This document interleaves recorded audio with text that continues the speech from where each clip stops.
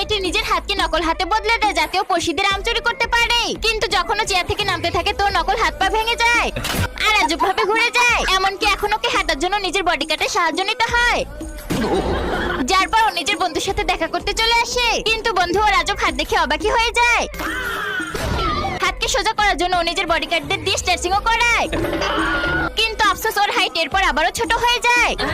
অবশেষে ও লম্বা দেখানোর একটা উপায় বের করে নেয়, কিন্তু যখন ওর বন্ধু বসে দেখে তো ওটা তো একটা ফিল্টার